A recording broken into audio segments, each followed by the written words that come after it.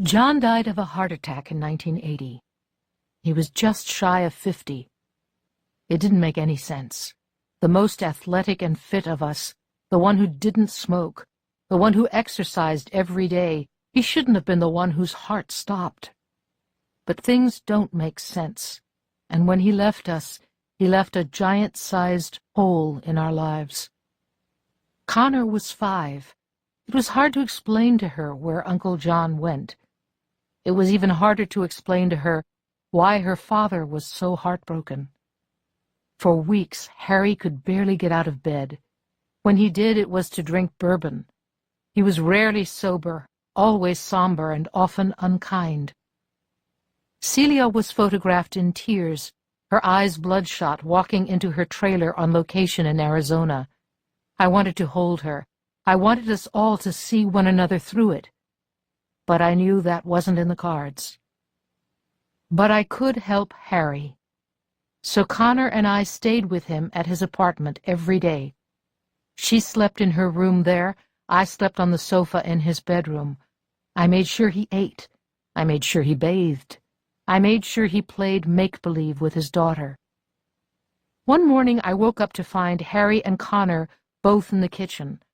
Connor was pouring herself a bowl of cereal while Harry stood in his pajama bottoms looking out the window. He had an empty glass in his hand. When he turned away from the view and back toward Connor, I said, "Good morning." And Connor said, "Daddy, why do your eyes look wet?" I wasn't sure if he'd been crying or if he was already a few drinks into the day that early in the morning. At the funeral, I wore a black vintage Halston. Harry wore a black suit with a black shirt, black tie, black belt, and black socks. Grief never left his face.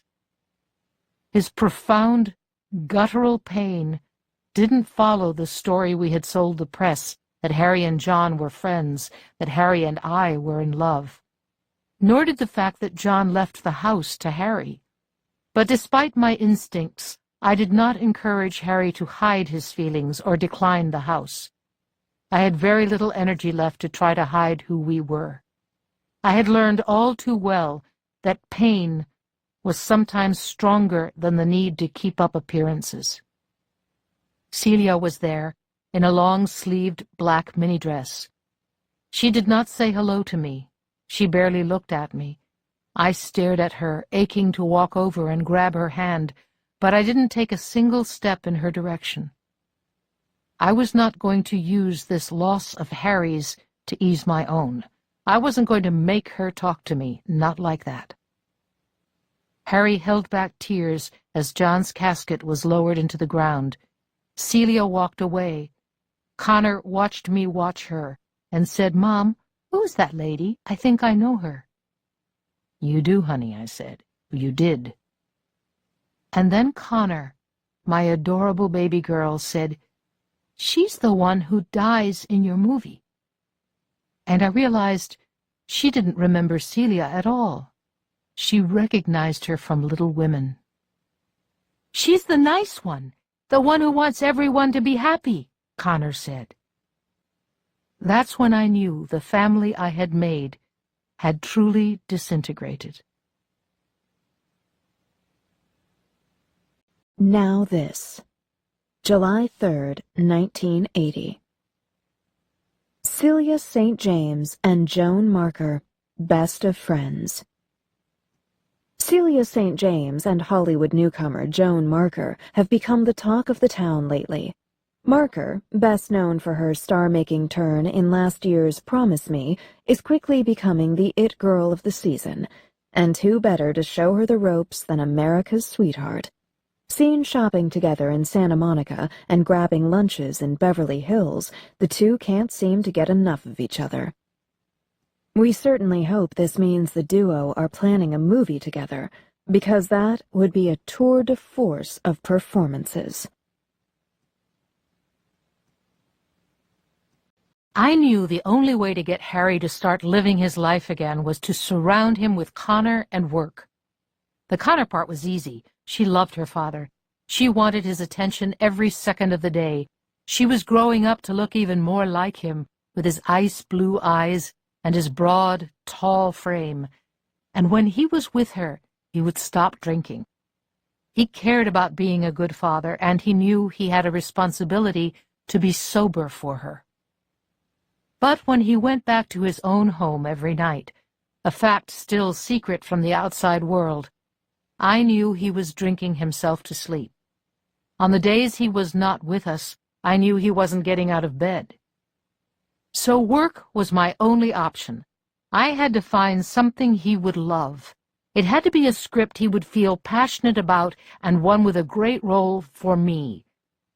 Not just because I wanted a great role, but also because Harry wouldn't do anything for himself, but he would do anything if he believed I needed him to. So I read scripts, hundreds of scripts over the months, and then Max Girard sent me one that he was having trouble getting made. It was called All for Us. It was about a single mother of 3 who moves to New York City to try to support her children and pursue her dreams. It was about trying to make ends meet in the cold, hard city, but it was also about hope and daring to believe you deserve more, both of which I knew would appeal to Harry. And the role of Renee, the mother, was honest, righteous, and powerful. I ran it over to Harry and begged him to read it. When he tried to avoid it, I said, "I think it will finally get me my Oscar." That's what made him pick it up. I loved shooting All for Us. And it wasn't because I finally got that goddamn statue for it, or because I became even closer with Max Girard on the set. I loved shooting All for Us because while it didn't get Harry to put down the bottle, it did get him out of bed. 4 months after the movie came out, Harry and I went to the Oscars together. Max Girard had attended with a model named Bridget Manners, but he had joked for weeks before the event that all he wanted was to attend with me, to have me on his arm. He had even taken to joking that given all the men I'd married, he was crushed that I'd never married him. I had to admit that Max was quickly becoming someone I truly felt close to. So while he did technically have a date, it felt, as we all sat in the first row together, that I was there with the 2 men who meant the most to me. Connor was back at the hotel, watching on TV with Louisa. Earlier that day, she'd given Harry and me each a picture she had drawn. Mine was a gold star. Harry's was a lightning bolt. She said they were for luck. I tucked mine into my clutch. Harry put his in his tuxedo pocket. When they called out the nominees for Best Actress, I realized that I hadn't really ever believed I could win. With the Oscar would come certain things I'd always wanted: credibility, gravitas. And if I truly looked inward, I realized I didn't think I had credibility or gravitas. Harry squeezed my hand as Brick Thomas opened the envelope. And then, despite everything I had told myself, he said my name. I stared straight ahead, my chest heaving, unable to process what I'd heard. And then Harry looked at me and said, "You did it." I stood up and hugged him. I walked to the podium. I took the Oscar that Brick was handing me, and I put my hand to my chest to try to slow down my heartbeat. When the clapping subsided, I leaned into the microphone and gave a speech that was both premeditated and extemporaneous. I tried to remember what I'd prepared to say all the other times I thought I might win. "Thank you," I said, looking out into a sea of familiar, gorgeous faces. "Thank you not just for this award, which I will cherish forever, but also for letting me work in this business. It hasn't always been easy, and God knows I've made a bumpy road of it. But I feel so incredibly lucky to live this life.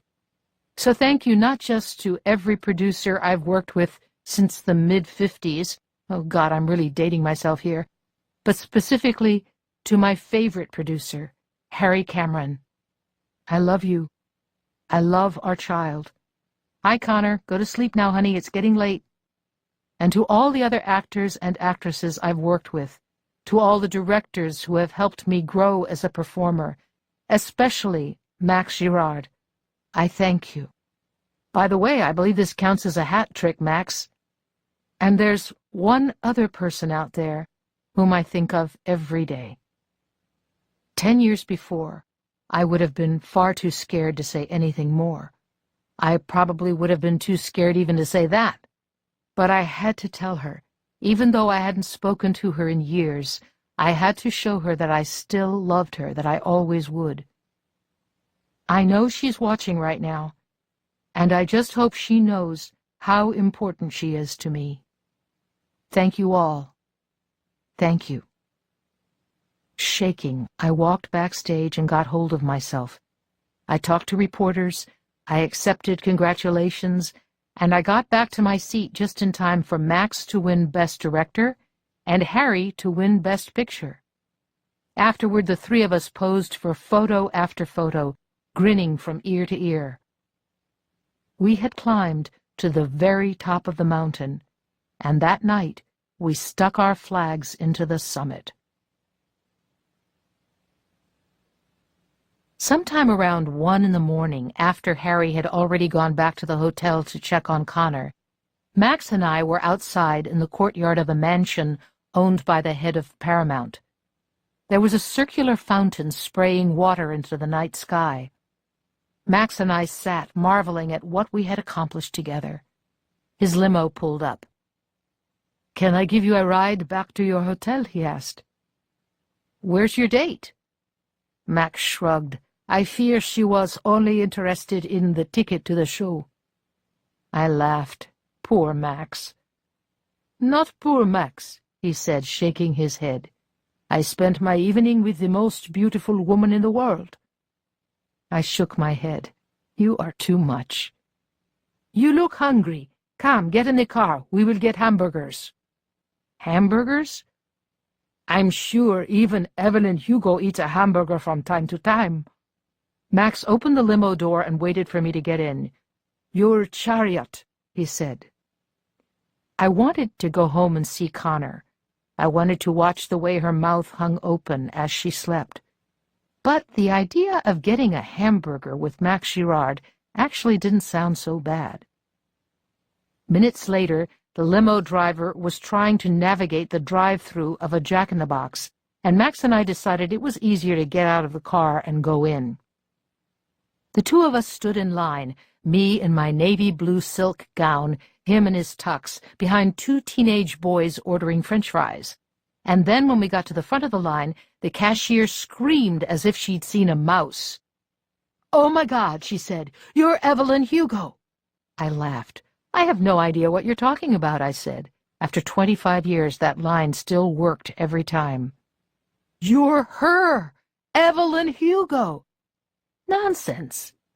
"This is the greatest day of my life," she said, and then she called to the back, "Norm, you have to come see this. Evelyn Hugo is here, in a gown." Max laughed as more and more people started to stare. I was beginning to feel like a caged animal.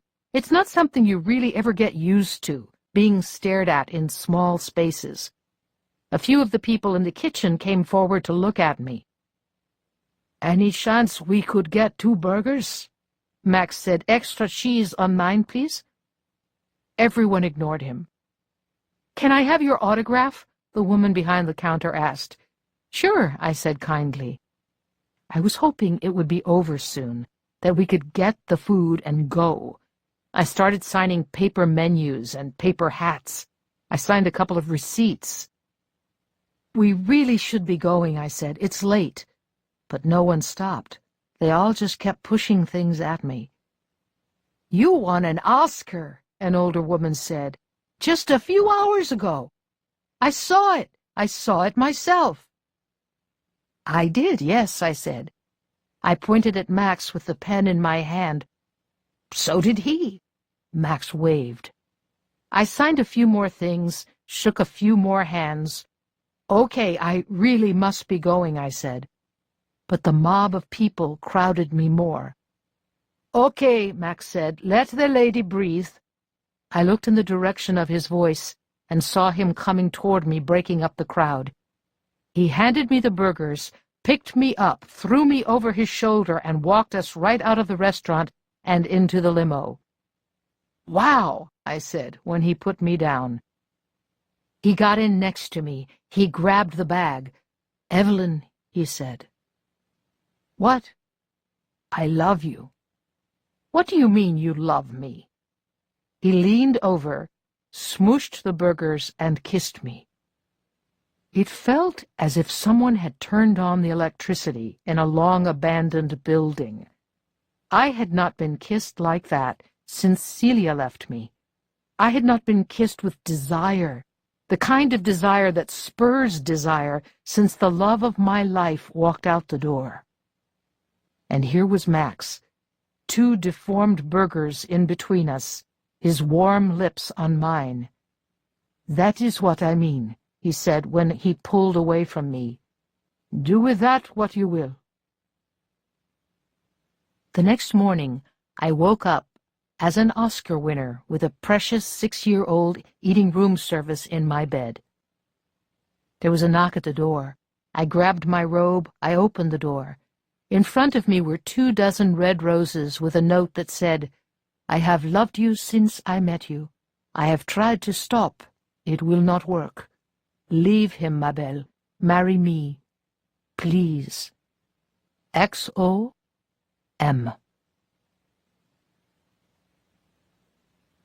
"We should stop there," Evelyn says. She's right. It's getting late, and I suspect I have a number of missed calls and emails to return, including what I know will be a voicemail from David. "Okay," I say, closing my notebook and pressing stop on the recording. Evelyn gathers some of the papers and stale coffee mugs that have accumulated over the day. I check my phone.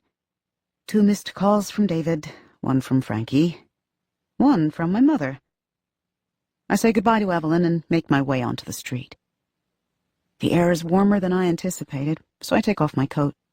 I pull my phone out of my pocket. I listen to my mother's voicemail first, because I'm not sure I'm ready to know what David has to say. I don't know what I want him to say, and thus, I don't know what will disappoint me when he doesn't say it. "Hi, honey," my mom says. "I'm just calling to remind you that I'll be there soon. My flight gets in Friday evening, and I know you're going to insist on meeting me at the airport because of that time I got lost on the subway. But don't worry about it. Really, I can figure out how to get to my daughter's apartment from JFK or LaGuardia. Oh, God, you don't think I accidentally booked the flight to Newark, do you? No, I didn't. I wouldn't have. Anyway, I'm so excited to see you, my little dumpling baby. I love you." I'm already laughing before the message is over. My mother has gotten lost in New York a number of times, not just once. And it's always because she refuses to take a cab. She insists that she can navigate public transportation, even though she was born and raised in Los Angeles and therefore has no real sense of how any 2 modes of transportation intersect. Also, I've always hated it when she called me her dumpling baby, mostly because we both know it's a reference to how fat I was as a child. I looked like an overstuffed dumpling. By the time her message is over and I'm done texting her back, "So excited to see you. We'll meet you at the airport. Just tell me which one." I'm at the subway station. I could easily make the argument to myself that I should listen to David's voicemail when I get to Brooklyn. And I almost do. I very nearly do. But instead I stand outside the stairwell and hit play. "Hey," he says, his gravelly voice so familiar. "I texted you, but I didn't hear back. I'm in New York. I'm home. I'm here at the apartment, our apartment. Or, your apartment, whatever. I'm here, waiting for you. I know it's short notice, but don't you think we should talk about things? Don't you think there's more to say? I'm just rambling now, so I'm gonna go. But hopefully, I'll see you soon." When the message is over, I run down the stairs, swipe my card, and slip onto the train just as it's leaving. I pack myself into the crowded car and try to calm down as we roar through each stop. What the hell is he doing home? I get off the train and make my way to the street. I put my coat on when I hit the fresh air. Brooklyn feels colder than Manhattan tonight. I try not to run to my apartment. I try to remain calm, to remain composed. There is no need for you to rush, I tell myself. Besides, I don't want to show up out of breath, and I really don't want to ruin my hair. I head through the front entrance and up the stairs to my apartment. I slip my key into my door, and there he is, David. In my kitchen, cleaning dishes as if he lives here. "Hi," I say, staring at him. He looks exactly the same. Blue eyes, thick lashes, cropped hair. He's wearing a maroon, heathered t-shirt and dark gray jeans. When I met him, as we fell in love, I remember thinking that the fact that he was white made things easier, because I knew he would never tell me I wasn't black enough. I think of Evelyn the first time she heard her maid speaking Spanish. I remember thinking that the fact that he wasn't that well read meant he would never think I was a bad writer. I think of Celia telling Evelyn she wasn't a good actress. I remember thinking that the fact that I was clearly the more attractive one made me feel better, because I thought that meant he'd never leave. I think of how Dawn treated Evelyn despite her being arguably the most beautiful woman in the world. Evelyn rose to those challenges. But looking at David right now, I can see that I've hidden from them. Perhaps my entire life. "Hi," he says. I can't help but vomit the words out of my mouth. I do not have the time or energy or restraint to curate them well or deliver them mildly. "What are you doing here?" I say. David puts the bowl in his hand into the cupboard and then turns back to me. "I came back to iron out a few things," he says. "And am I something to iron out?" I ask. I put my bag down in the corner. I kick off my shoes. "You're something I need to set right," he says. "I made a mistake. I think we both did." Why, until this moment, did I not realize that the issue is my own confidence? That the root of most of my problems is that I need to be secure enough in who I am to tell anyone who doesn't like it to go fuck themselves. Why have I spent so long settling for less, when I know damn well the world expects more? I didn't make a mistake, I say, and it surprises me just as much, if not more, than it surprises him. "Monique, we were both acting rash. I was upset that you wouldn't move to San Francisco, because it felt like I had earned the right to ask you to sacrifice for me, for my career." I start formulating a response, but David keeps talking. "And you were upset that I would ask that of you in the first place, because I know how important your life is here.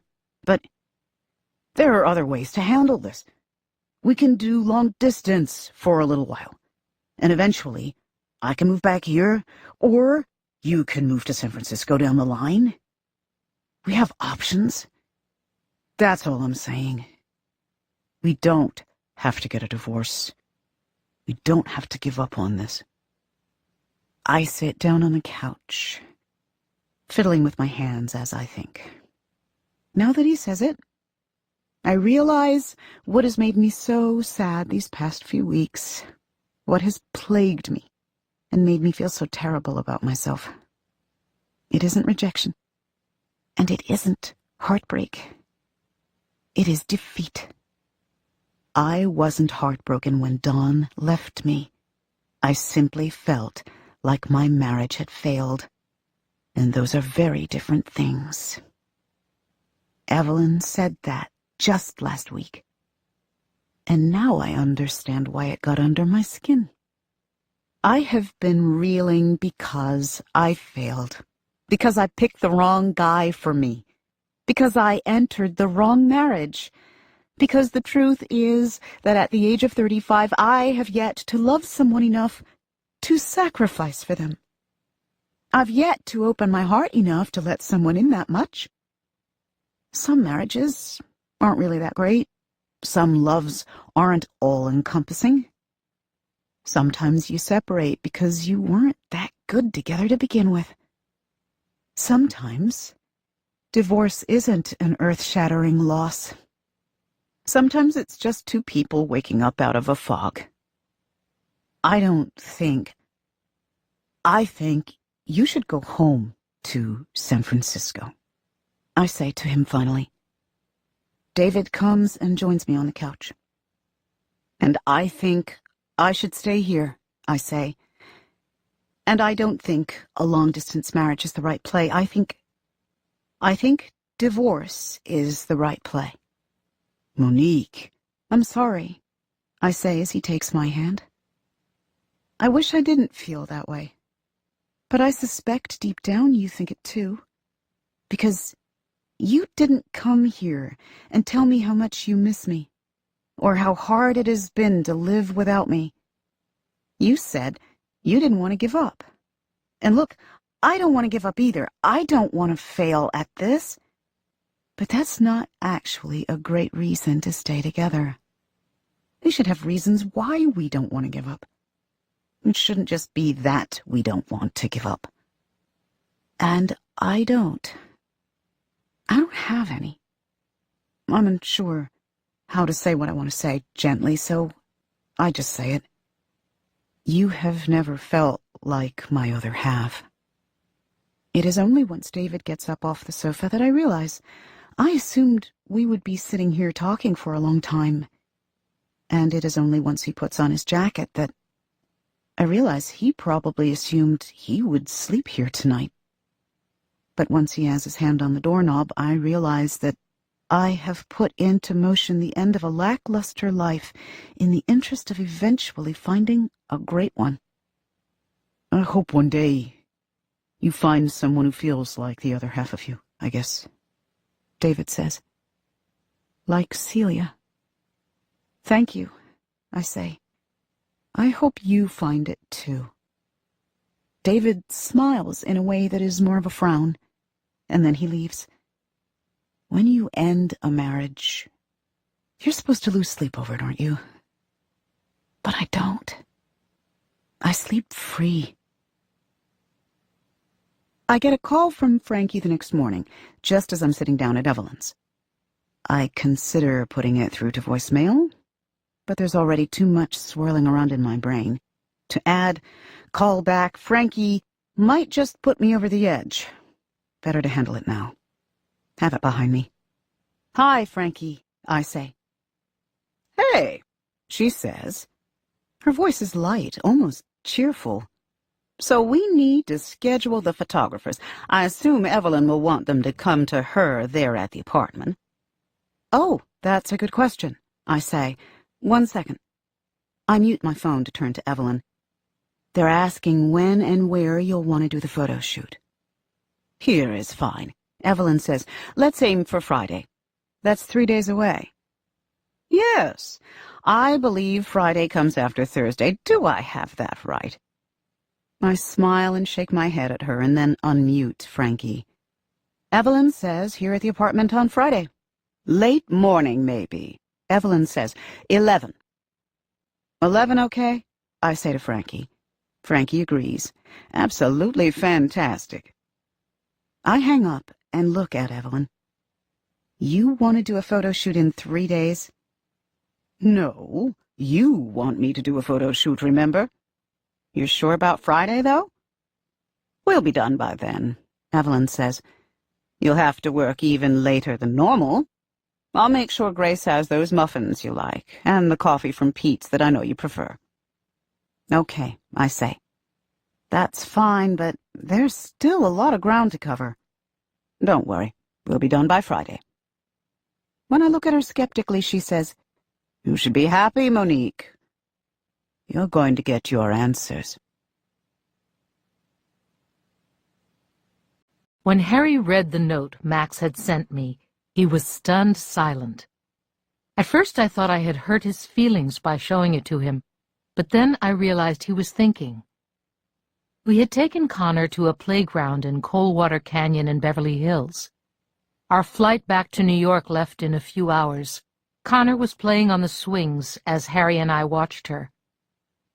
Nothing would change between us, he said, if we divorced. But Harry, John is gone, Celia is gone. There is no need to hide behind double dates. Nothing would change. We would change, I said, watching Connor pump her legs harder, swing higher. Harry was watching her through his sunglasses, smiling at her. He waved to her. "Good job, honey," he called out. "Remember to keep your hands tight on the chains if you're going to go that high." He had started to control his drinking a bit.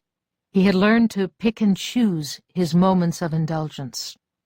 And he never let anything get in the way of his work or his daughter. But I still worried about what he'd do if left too much to his own devices. He turned to me. "We wouldn't change, Ev. I promise you that. I would live in my house just like now. You'd live in yours. I'd come by every day. Connor would sleep at my place the night she wanted. If anything, appearances-wise, it might make more sense. Pretty soon people are going to start asking why we own two different houses.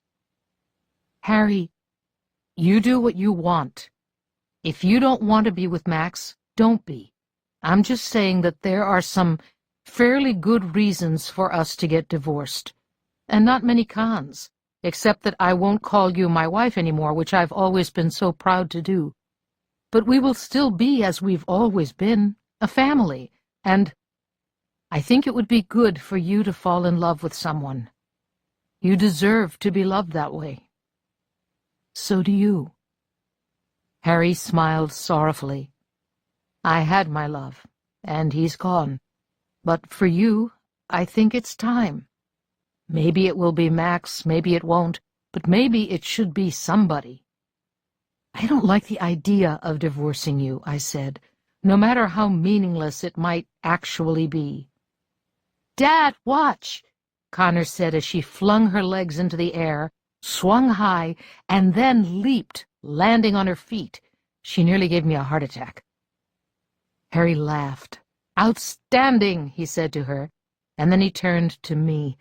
"Sorry, I might have taught her that." "I figured." Connor got back onto the swing, and Harry leaned toward me and put his arm around my shoulders. "I know you don't like the idea of divorcing me," he said, "but I think you do like the idea of marrying Max. Otherwise, I don't think you would have bothered to show me that note." "Are you really serious about this?" I asked. Max and I were back in New York at his apartment.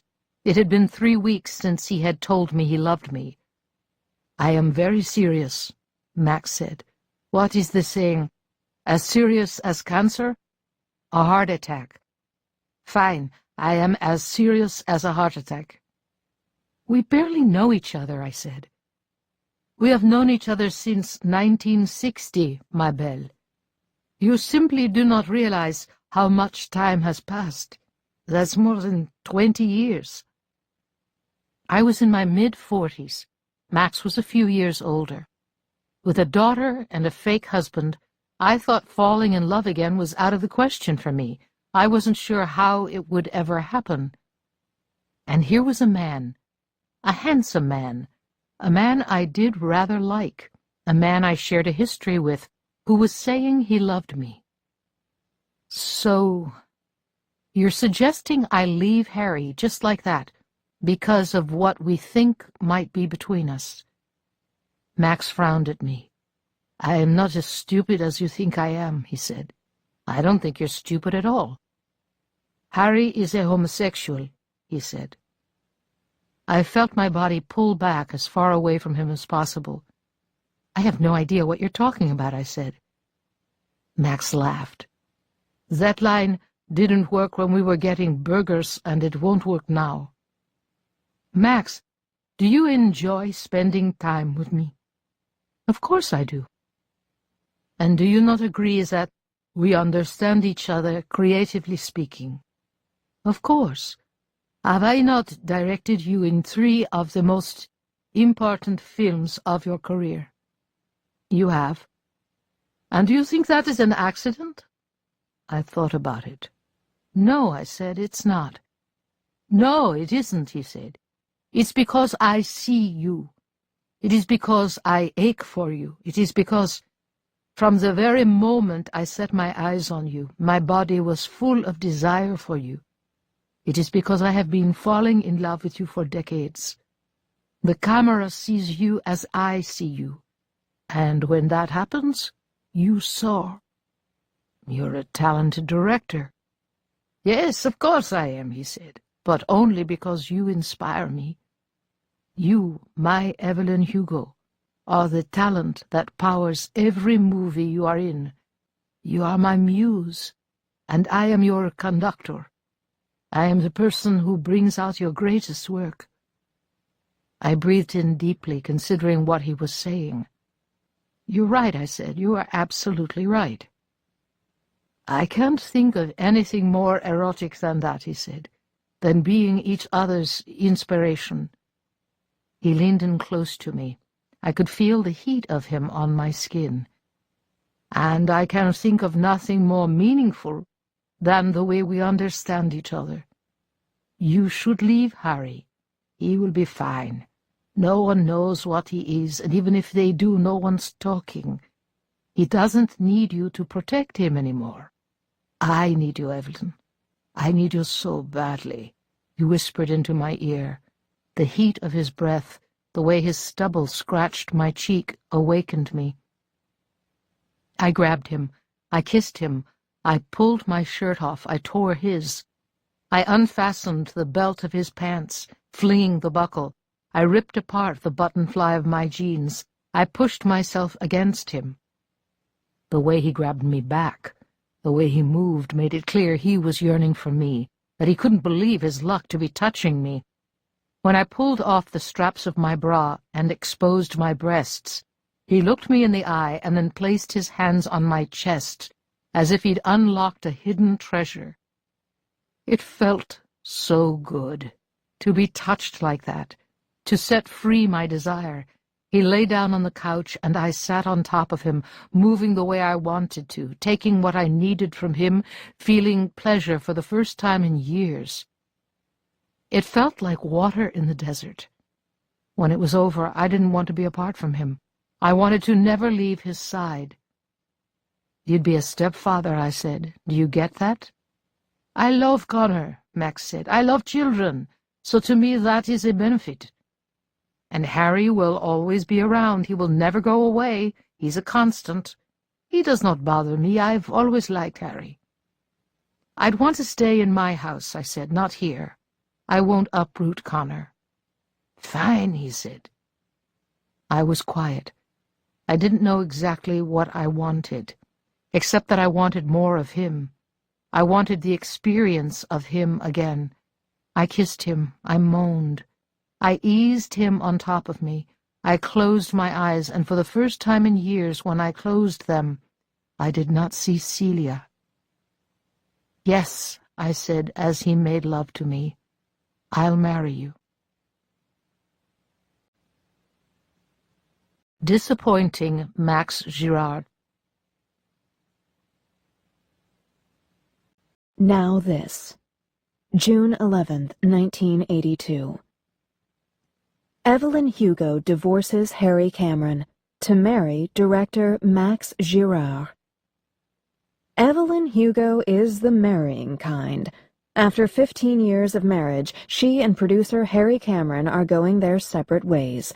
The two have just come off a winning streak, both taking home Oscar Gold earlier this year for their film All for Us.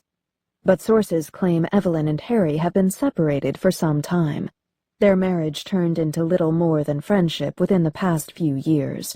Some are claiming that Harry has been living in the home of their late friend John Braverman, just down the street from Evelyn.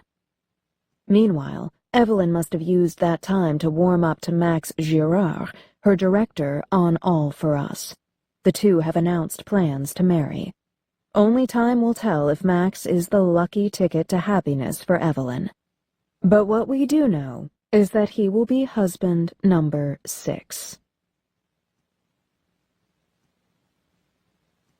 Max and I got married in Joshua Tree with Connor, Harry, and Max's brother Luke. Max had originally suggested Saint-Tropez or Barcelona for our wedding and honeymoon, but both of us had just finished movie shooting in Los Angeles, and I thought it sounded nice, just a small group of us in the desert.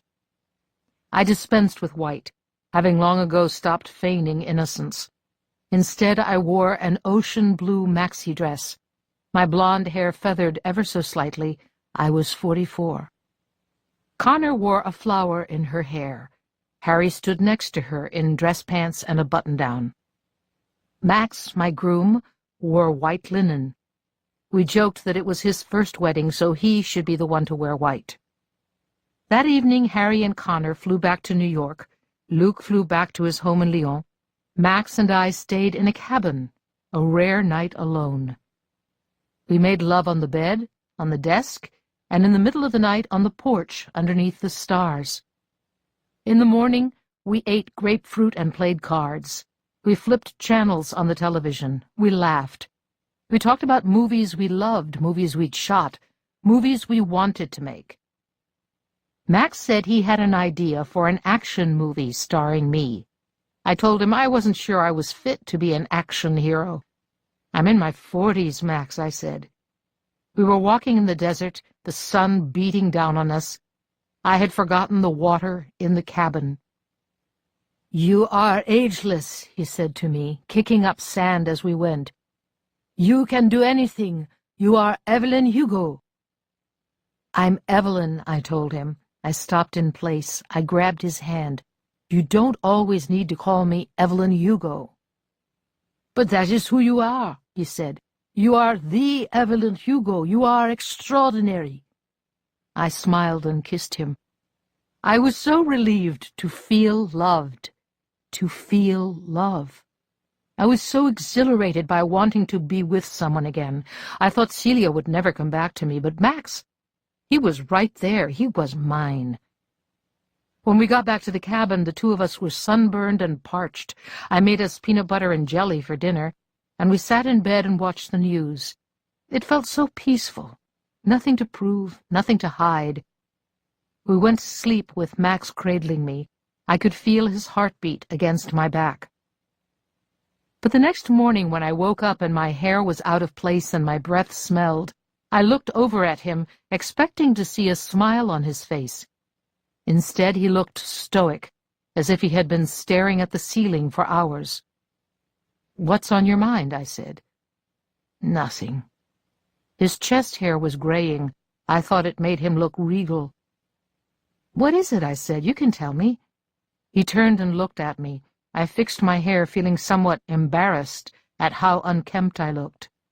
He looked back up at the ceiling. "This is not how I imagined it." "What did you imagine?"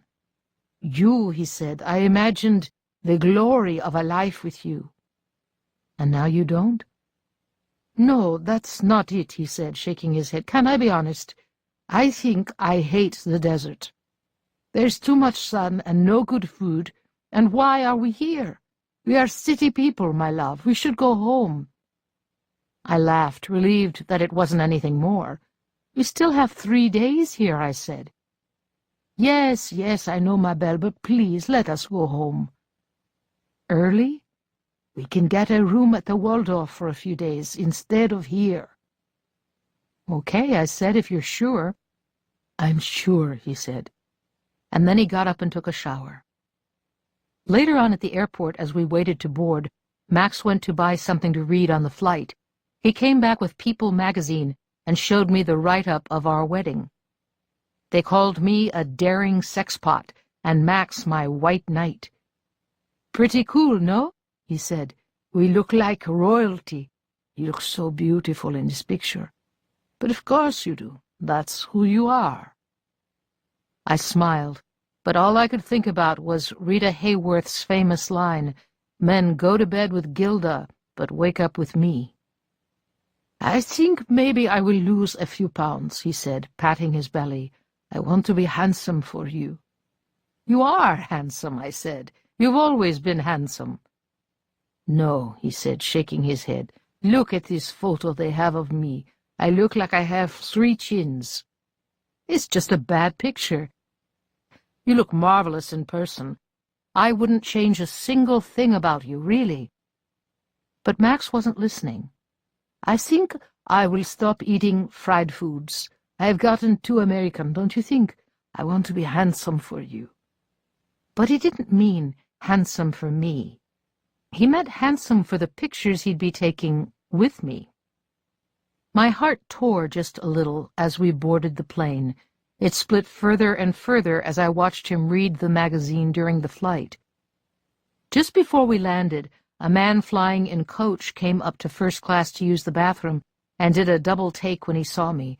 When he was gone, Max turned to me smiling and said, "Do you think all these people are going to go home and tell everyone they were on a flight with Evelyn Hugo?"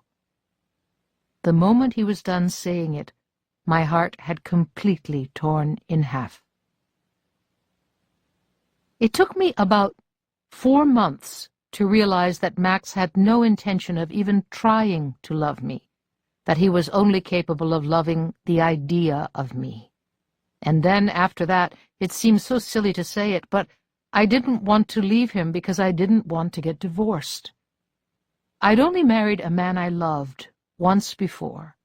This was only the 2nd time in my life I had gone into a marriage believing it could last. And after all, I hadn't left Don. Don had left me. With Max, I thought that something might change, something might click, something might make him see me as I truly was and love me for it. I thought maybe I could love the real him enough that he'd start loving the real me. I thought I could finally have a meaningful marriage with someone. But that never happened. Instead, Max paraded me around town like the trophy I was. Everyone wanted Evelyn Hugo, and Evelyn Hugo wanted him. That girl in bout-en-train mesmerized everybody, even the man who created her, and I didn't know how to tell him that I loved her too, but I wasn't her. In 1988, Celia took the role of Lady Macbeth in a film adaptation. She could have submitted herself for Best Actress. There was no other woman with a bigger part in the movie than her. But she must have submitted herself for Best Supporting, because when the ballot came out, that was what she was nominated for. The moment I saw it, I knew it had been her call. She was just that smart. Naturally, I voted for her. When she won, I was in New York with Connor and Harry. Max had gone to the awards that year alone. It was a fight between the two of us. He wanted me with him, but I wanted to spend the evening with my family, not in a control slip and 6-inch heels. Also, if I'm being entirely frank, I was 50 years old. There was an entire new generation of actresses to compete with. They were all gorgeous, with smooth skin and shiny hair. When you are known for being gorgeous, you cannot imagine suffering a fate worse than standing next to someone and falling short. It did not matter how beautiful I used to be. The clock was ticking, and everyone could see it. My roles were starting to dry up. The parts I was being offered were the mothers of the great roles being offered to women literally half my age. Life in Hollywood is a bell curve, and I had prolonged my time at the top for as long as possible. I'd lasted longer than most, but I had come around the corner now, and they were all but putting me out to pasture. So no, I did not want to go to the Academy Awards. Instead of flying to L.A. and spending the day in a makeup chair and then sucking in and standing up straight in front of hundreds of cameras and millions of eyes, I spent the day with my daughter. Louisa was on vacation, and we had not found someone we liked to step in for her, so Connor and I spent the day making a game out of cleaning the house. We made dinner together. Afterward, we popped some popcorn and sat down with Harry to watch as Celia won. Celia was wearing a yellow silk dress with a ruffled edge. Her red hair, now shorter, was pulled back in a chignon. She was older, certainly, but never more breathtaking. When they called her name, she got up on the stage and accepted her award with the grace and sincerity that audiences had always known her for. And just as she was about to leave the microphone, she said, "And to anyone tempted to kiss the TV tonight, please don't chip your tooth." "Mom, why are you crying?" Connor asked. I put my hand to my face and realized that I had teared up. Harry smiled at me and rubbed my back. "You should call her," he said. "It's never a bad idea to bury hatchets." Instead, I wrote a letter. My dearest Celia, congratulations. You absolutely deserve it. There is no doubt you are the most talented actress of our generation. I wish for nothing more than your complete and total happiness. I did not kiss the TV this time, but I did cheer just as loudly as I did the other times. All my love, Evelyn. I sent it with the peace of sending off a message in a bottle, which is to say that I expected no response. But a week later, there it was, a small, square, cream-colored envelope addressed to me. My dearest Evelyn, reading your letter felt like gasping for air after being trapped underwater. I hope you will forgive me for being so blunt, but how did we make such a mess of it all? And what does it mean that we have not spoken in a decade, but I still hear your voice in my head every day? XO, Celia. My dearest Celia, I own all of our missteps. I was selfish and short-sighted. I can only hope that you have found bliss somewhere else. You deserve so much happiness, and I am sorry I could not give that to you.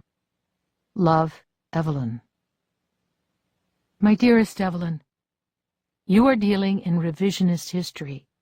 I was insecure and petty and naive. I blamed you for the things you did to keep our secrets. But the truth is, each time you stopped the outside world from coming into our life, I felt immense relief. And all my happiest moments were orchestrated by you. I never gave you enough credit for that. We were both to blame, but you were the only one to ever apologize. Please let me rectify that now. I'm sorry, Evelyn. Love, Celia. P.S. I watched 3 a.m. some months ago. It is a bold, brave, important film. I would have been wrong to stand in the way of it. You have always been so much more talented than I ever gave you credit for. My dearest Celia, do you think lovers can ever be friends? I hate to think of the years we have left in this life, wasted by continuing not to speak. Love, Evelyn. My dearest Evelyn, is Max like Harry? Like Rex? Love, Celia. My dearest Celia, I am sorry to say that no, he's not. He is different. But I am desperate to see you. Can we meet? Love, Evelyn. My dearest Evelyn, to be frank, that news breaks me. I do not know if I could bear seeing you, given those circumstances. Love, Celia. My dearest Celia, I have called you many times in the past week, but you have not returned my calls. I'll try again. Please, Celia. Please. Love, Evelyn. Hello? Her voice sounded exactly like it used to. Sweet, but somehow firm. It's me, I said. Hi. The way she warmed up in that moment made me hopeful that I might be able to put my life back together the way it should have always been. I did love him, I said, Max, but I don't anymore. The line was quiet. Then she asked, What are you saying? I'm saying I'd like to see you. I can't see you, Evelyn. Yes, you can. What do you want us to do, she said. Ruin each other all over again? "Do you still love me?" I asked. She was silent. "I still love you, Celia. I swear I do. I don't think we should talk about this. Not if what? Nothing has changed, Evelyn. Everything has changed. People still can't know who we really are."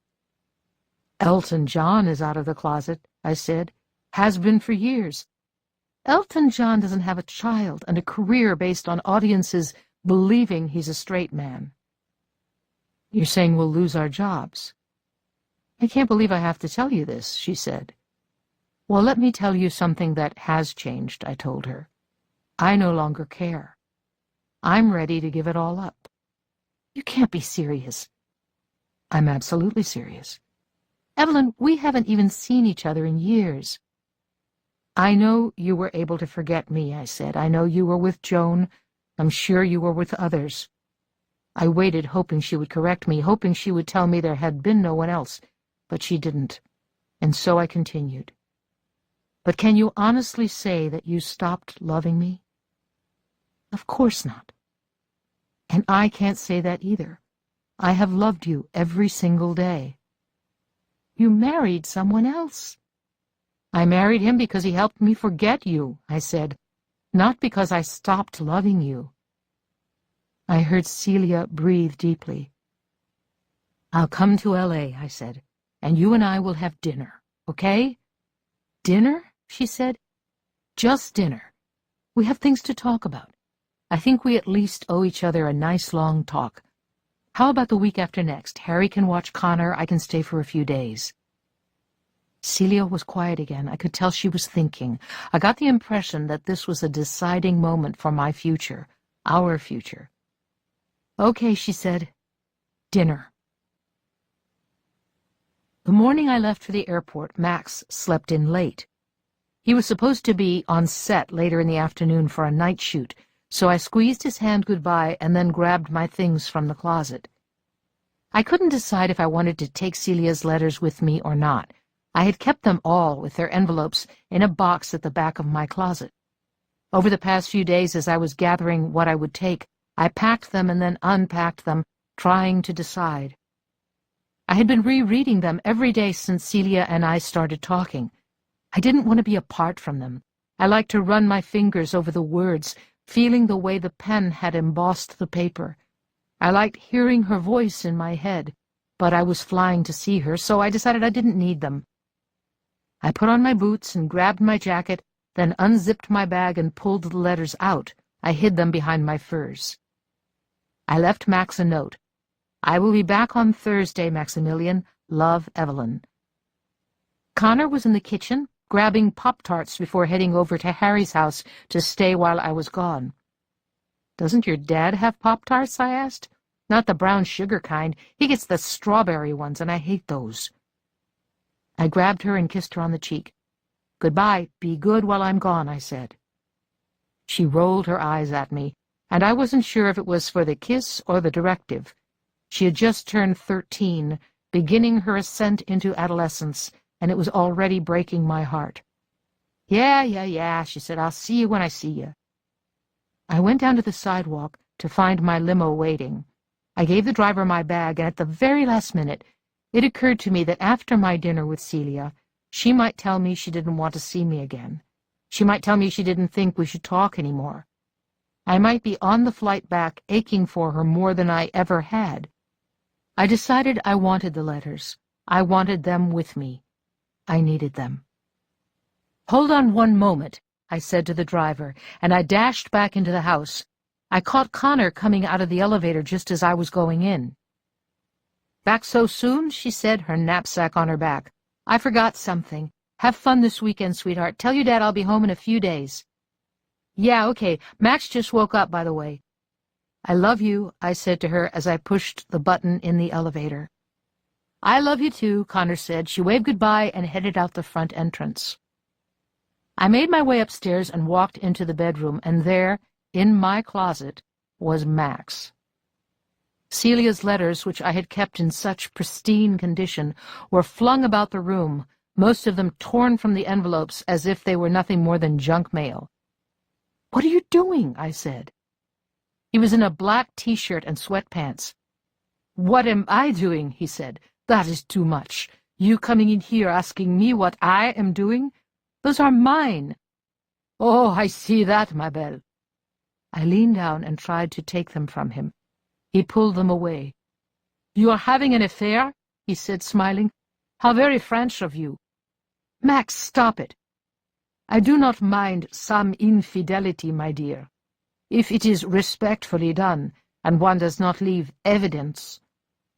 The way he said it, I realized he had slept with people outside our marriage, and I wondered if any woman was ever really safe from men like Max and Don.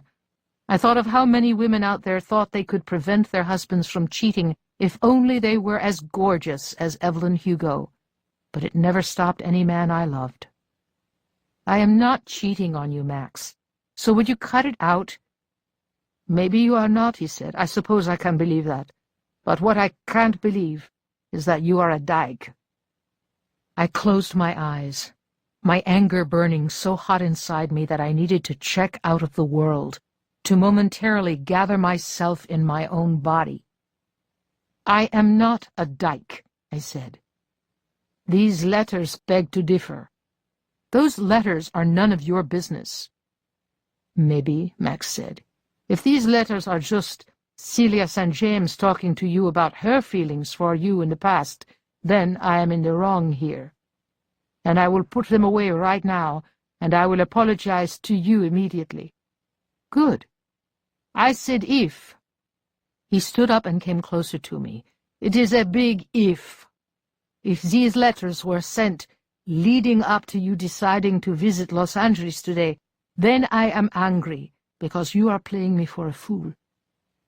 I really do think that if I told him I had absolutely no intention of seeing Celia in Los Angeles, if I really sold it well, he would have backed off. He might have even said he was sorry and driven me to the airport himself. And that was my gut instinct, to lie, to hide, to cover up what I was doing and who I was. But just as I opened my mouth to feed him a line, something else came out. "I was going to see her. You're right." "You were going to cheat on me?" "I was going to leave you," I said. "I think you know that. I think you've known that for some time. I am going to leave you. If not for her, for me." "For her?" he said. "I love her.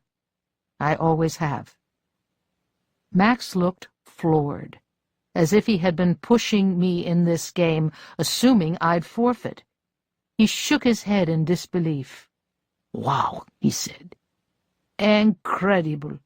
I married a dyke." "Stop saying that," I said. "Evelyn, if you have sex with women, you are a lesbian. Don't be a self-hating lesbian. That's not becoming." "I don't care what you think is becoming. I don't hate lesbians at all. I'm in love with one. But I loved you too." "Oh, please," he said. "Please don't try to make me any more of a fool than you already have. I have spent years loving you, only to find it meant nothing to you." "You didn't love me for one goddamn day," I said. "You loved having a movie star on your arm. You loved getting to be the one who slept in my bed. That's not love. That's possession." "I have no idea what you're talking about," he said. "Of course you don't," I said, "because you don't know the difference between the two." "Did you ever love me?" "Yes, I did. When you made love to me, and you made me feel desire, and you took good care of my daughter, and I believed that you saw something in me that no one else saw. When I believed you had an insight and a talent that no one else had. I loved you very much." "So you are not a lesbian," he said. "I don't want to discuss this with you." "Well, you're going to. You have to." "No," I said, gathering the letters and envelopes and shoving them into my pockets. "I don't." "Yes," he said, blocking the door. "You do." "Max, get out of my way. I'm leaving." "Not to see her," he said. "You can't." "Of course I can." The phone started ringing, but I was too far away to answer it. I knew it was the driver. I knew that if I didn't leave, I might miss my flight. There would be other flights, but I wanted to catch that one. I wanted to get to Celia as soon as possible. "Evelyn, stop," Max said. "Think about this. It makes no sense. You can't leave me. I could make one phone call and destroy you. I could tell anyone at all, about this, and your life would never be the same." He wasn't threatening me. He was simply explaining to me what was so clearly obvious. It was as if he was saying, "Honey, you're not thinking clearly. That won't end well for you." "You're a good man, Max," I said. "I can see you being angry enough to try to hurt me, but I've known you to at least try to do the right thing most of the time." "And what if this time I don't?" he said. And there finally was the threat. "I'm leaving you, Max.